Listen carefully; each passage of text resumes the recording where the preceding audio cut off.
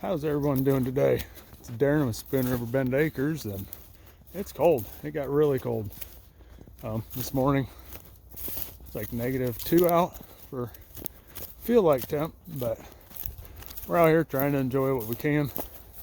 Walking around some of our property, looking for signs of raccoons and stuff, see where some of them are at, and just kind of walking around seeing where deer tracks are at and stuff, and trying to figure out where they've been and where the spots they use and stuff. But it's real nice out here. It snowed a little bit, but it's not too bad.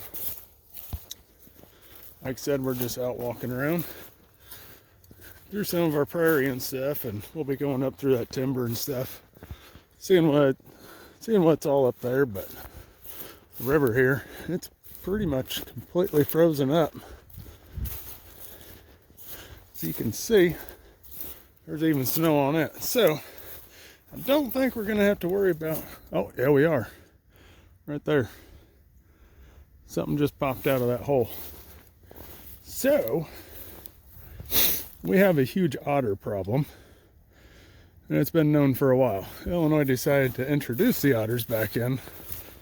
The only problem you have with that is nothing else really attacks or preys on the otters. So our biggest problem is now they've been going into our lakes and streams and rivers and eating all the fish, which when you spend a whole bunch of money, so that way your lake can strive and be good, it kind of sucks when they let them out and then they attack it and they eat all the fish. You know, we used to be able to catch 5-pound bass all the time, and now we're down to, if you can catch a 2-pounder, you're happy. But this is what some of our prairie looks like. We'll be going up on top of that up there, overlook the lake and stuff. But yeah, this is just kind of a walking around seeing what we can find. Now across the river, that's not ours, that's a neighbor. The river actually runs our property line. That's what I'm talking about. Looking for sign, looking to see where the bucks have been working at, looking to just see. But I'm not seeing really any sign of any raccoons or anything. Here's a little bit of something. Them are just mice and squirrel. I think tomorrow, I might bring the boys up tomorrow and try to do a little bit of squirrel hunting. See if we can't get a couple squirrels early in the year. And yes, we do eat them, so I might have to shoot a couple and show you how we do our squirrels. But it is a beautiful property, you know.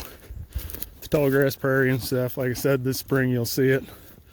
I mean, these are all purple coneflowers and stuff. I mean, they're everywhere out in here. Black-eyed Susans, we got purple prairie clover, a whole bunch of different things, but that's all part of it. You know, we try to do a little bit of everything for a whole bunch of different animals, you know, so it's all part of what we try to do.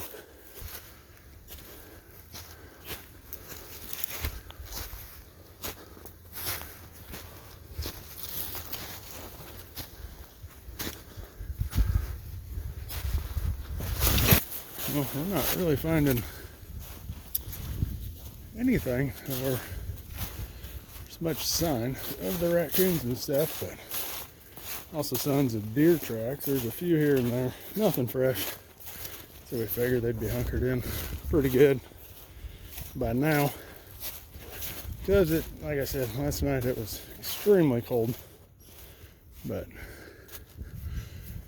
yeah, pretty neat view. So I think we'll go back down by the river. This is a heck of a view. I always like this. Up here at the lake. Look out over the water. Big old view here.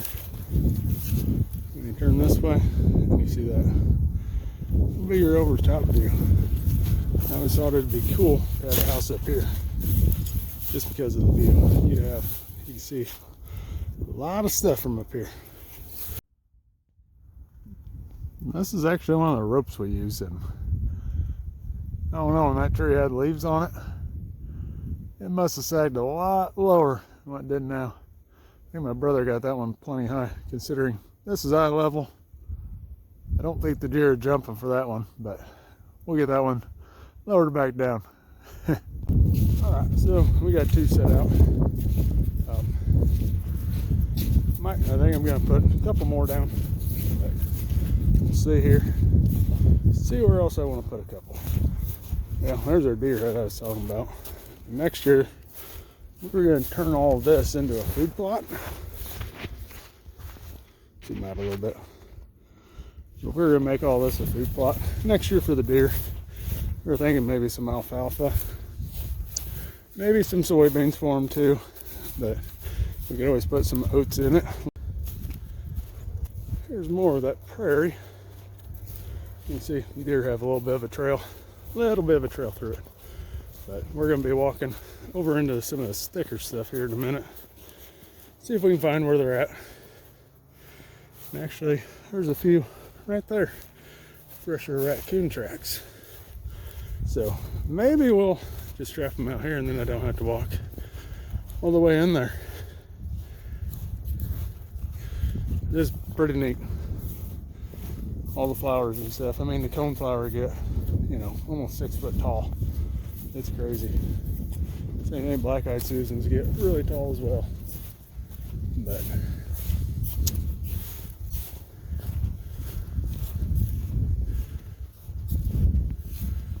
so we're gonna walk in right here and see if we can find some raccoons. See if we can find some sign of raccoons that are in here today.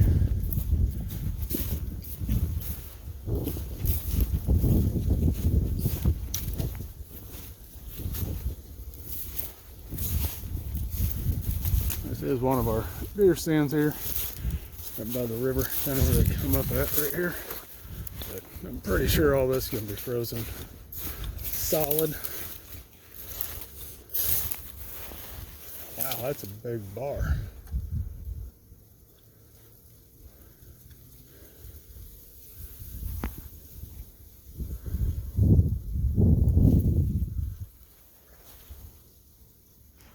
Yeah, a couple pretty good sized trees down in the river in there.